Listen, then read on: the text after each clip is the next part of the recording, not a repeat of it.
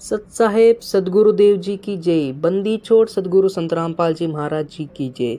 Video start करने से पहले अगर आपने हमारे इस YouTube चैनल को सब्सक्राइब नहीं किया है तो जल्दी से हमारे इस YouTube चैनल को सब्सक्राइब करें और बेल आइकन प्रेस कर ऑल वाले नोटिफिकेशन को सेलेक्ट ज़रूर करें।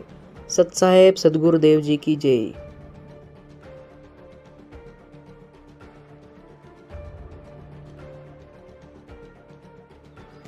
क्या सोच रहे हो अपनी बेटी के बारे में? हाँ, तुमने सही कहा। वैसे हम गरीब हैं और हमारे पास पैसे भी नहीं हैं और हम दहेज कहाँ से देंगे अभी। इनका अब क्या करेंगे पता नहीं, भगवान ही जाने। काश दहेज ना लेते। हाँ भाई, आज तो मज़ा आ गया। वैसे भाई आप आज बहुत दुखी लग रहे हो, ऐसा क्या कारण है जो कि आप दुखी लग रहे हो भाई? हाँ, अब हम आपको क्या बताएं कि हम क्यों दुखी हैं। हमारी बेटी की शादी करनी है पर दहेज भी ज़्यादा लेते हैं वो, लेकिन हमारे पास इतने पैसे भी नहीं हैं और हम गरीब भी हैं, तो पैसे हम कहाँ से लाएं? क्या करूँ, मुझे कुछ भी समझ में नहीं आ रहा है। अरे आप दहेज की क्यों फ़िक्र कर रहे हो? दहेज की फ़िक्र करने की ज़रूरत नहीं है।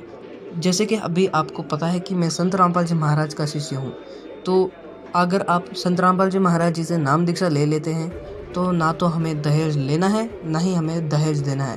तो कृपया करके आप संत रामपाल जी महाराज का एक बार सत्संग ज़रूर सुने। क्या बात कर रहे हो? दहेज नहीं, ना दहेज लेना ना दहेज देना, ये कैसी बात है भाई? मुझे विश्वास नहीं हो रहा है। एक बार आप संत रामपाल जी महाराज का सत्संग सुनो, फिर पता चलता है, ठीक है ना? आज एक बार सत्संग सुन लेना, फिर कल मिलते हैं कि कैसा लगा आपको सत्संग, सब कुछ पूछेंगे तो देखते हैं। आप सत्संग ज़रूर सुनना। ठीक है भाई, हम संत रामपाल जी महाराज का सत्संग ज़रूर सुनेंगे। आज मैं सत्संग सुनने जा रहा हूँ, ठीक है ना? और 100% वैसे हम किसी का दूसरा के में लेते हैं जैसे हम दहेज लेते हैं। अब गरीब आदमी अपनी बेटी को पराई करने के लिए, सामने वाले उस भेड़िए का मुंह बंद करने के लिए चाहे कुछ भी करना पड़े, बेटी पराई करनी है, ऐसी समस्या उसके सामने होती है। और वो व्यस खा रहा, उसको पता नहीं, और वो दुख पाकर आत्मा मोस के कहीं से कर्जा उठा कर बेटी पराई करता है। अब हमने ये प्रतिज्ञा करनी है कि ना दहेज लेंगे ना देंगे, चाहे ब्याह हो चाहे ना हो। और क्यों, कैसे ना होगा? वाह भाई वाह, भगवान ने संस्कार जोड़ रखे, उसने मिटा कौन देगा? वो तो जबरदस्ती होगा, ना चाहते हुए भी होगा। ये तो हम बकवाद करते हैं, सिर्फ फिर पैसे वालों ने शुरू की थी, मायादारी मस्करों ने, और मीडियम स्तर के गरीब व्यक्ति तो बेमतलब उस परंपरा में पीछे जाते हैं। तो हमने ये नहीं करना है, क्योंकि ये फिर हमने देना पड़ेगा अगले जन्म में। तो हम ये संस्कार घटाएंगे बढ़ाएंगे नहीं। यदि भक्ति करनी है, नहीं तो वे करो जो तुमने कर रहे हो, थारी मौज है। फिर भक्ति और मोक्ष की इंतजार मत करिए। यदि मर्यादा भंग करके चलोगे तो मर्यादा में रहो, आप भी सुखी, आपके बच्चे भी सुखी, आपकी बेटी भी सुखी रहेगी, क्योंकि आप उसको भगवान से जोड़ दो। जब भगवान साथ होगा तो उसकी कमी किस चीज़ की रह जाएगी? जब नितर भक्ति सच्चे मन से करेगी, वह लगन से रहेगी, मर्यादा में रहेगी, अगले कुल को भी सुधार देगी हमारी बेटी। जा करके उनको विवश होना पड़ेगा उसकी साधना को और उसकी नेचर को देख करके। तो इसी प्रकार ये प्रचार होगा।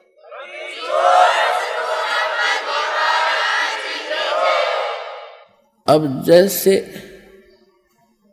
एक समय परमात्मा यही ज्ञान दिया करते जो दास आज दे रहा है, अब दास का पीछा थोड़ा सा छूट गया।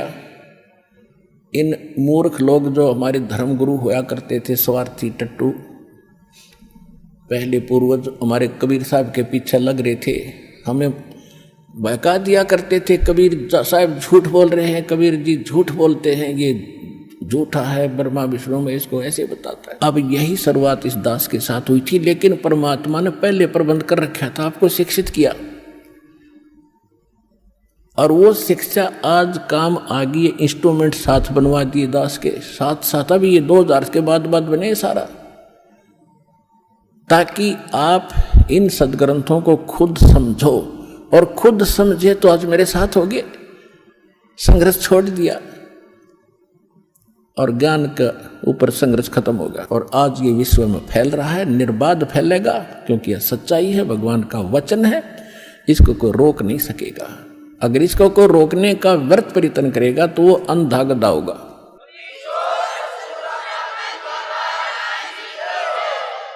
एक अंधा गधा था और रेल की पटरी के बीच में खड़ा था। उधर से ट्रेन आ गई, कुछ दूरी पर थी। उसने सोचा अंधे गधे ने कि ये तेरी तरफ कोई आ रहा है तुझे डिस्टर्ब करने के लिए, और गधे के पास अपनी 2 लात होया करें पिछली, कोई उसको डिस्टर्ब करता है तो उसका दोनों लात ठोक्या करो। तो उस अंधे गधे ने देखा कि इस साइड से कोई गड़बड़ है, जिधर से ट्रेन आ रही थी उसी तरफ पैर कर लिए पिछले, और जब निकट ट्रेन आई तो उसने सोचा मुझे दुखी कर रहा है, ये छेड़ रहा है, मतलब यानी ट्रेन के मार्ग में अवरोध बना खड़ा था वो, और ट्रेन का लात मारी, दोनों दलती ठोकी। जब निकट आ लिया वो उठाकर ट्रेन ने पटक दिया, टुकड़े टुकड़े हो गया बाई के। तो ट्रेन उस अंधे गधे से रुक नहीं सके थी, वह उसकी मूर्खता और अज्ञानता थी, उसने दिखा नहीं था। इसी प्रकार जो परमात्मा के सतभक्ति रूपी ट्रेन का अगर कोई बाधक बनेगा तो अंधा गधा होगा, ये सोच लेना, सीधी सी बात है।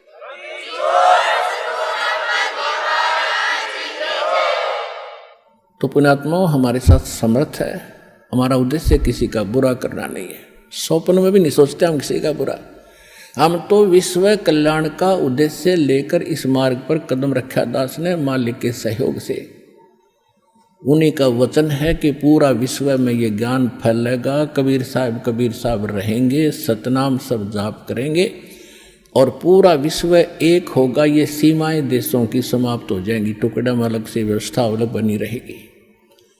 हम सब एक परमात्मा के बालक हैं, हिंदू मुस्लिम सिख ईसाई जितने भी प्राणी हैं।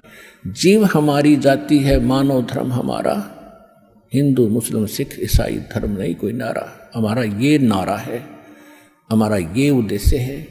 और ये भगवान ने कह रखा है कि ऐसा होगा जब हम भगवान के लिए तो भटक ही रहे हैं, भगवान के लिए हम भिन्न भिन्न बने, कोई ईसाई बना, कोई मुसलमान बना, कोई सिख बना, कोई हिंदू बना, और भगवान जब हमें सामने पिक्चर होगी तो हम भगवान के लिए फिर एक भी बनेंगे, इसने कोई रोक नहीं सकेगा। और शांति होगी, ये आपसी झगड़े खत्म होंगे, धर्म के झगड़े खत्म होंगे, सीमाएं के झगड़े खत्म होंगे। और हाँ भाई, क्या आपने संत रामपाल जी महाराज का सत्संग सुना? अरे हाँ भाई, तुमने तो आंखें खोल दी। मैंने सच में कल संत रामपाल जी महाराज जी का सत्संग सुना और मेरे तो होश ही उड़ गए।